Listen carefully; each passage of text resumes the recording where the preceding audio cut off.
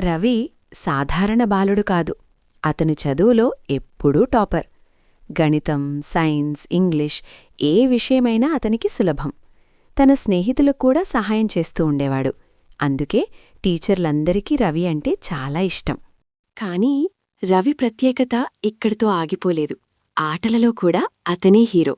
Cricket, football, kabaddi ఏ ఆట అయినా ఉత్సాహంగా ఆడేవాడు. స్కూల్లో అందరూ అతన్ని చూసి ఆశ్చర్యపోతూ ఉండేవారు. కాని రవి జీవితంలో నిజమైన హీరో అతని తాతయ్య.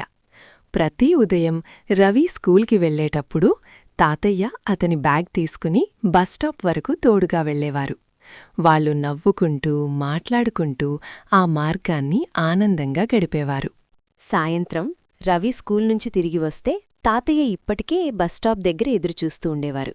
అక్కడే ఒక చిన్న సర్ప్రైజ్ ఉండేది. తాతయ్య చేతిలో చాక్లెట్లు. రవి కోసం మాత్రమే కాదు, అతని స్నేహితులందరి కోసం కూడా.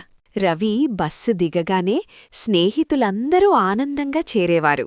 ధన్యవాదాలు తాతయ్యా అని అందరూ ఒకేసారి చెప్పేవారు. తాతయ్య నవ్వుతూ చెప్పేవారు, పంచుకుంటే ఆనందం ఇంకా పెరుగుతుంది, చాక్లెట్లా తీపిగా మారుతుంది. ఆ మాటలు రవి మనసులో నిలిచిపోయాయి. అతను టాపర్ మాత్రమే కాదు, మంచి మనసున్న బాలుడిగా కూడా ఎదిగాడు. అందుకే రవిని అందరూ ఇష్టపడేవారు. ఇది ఒక టాపర్ కథ మాత్రమే కాదు, ఒక మంచి మనసు కథ.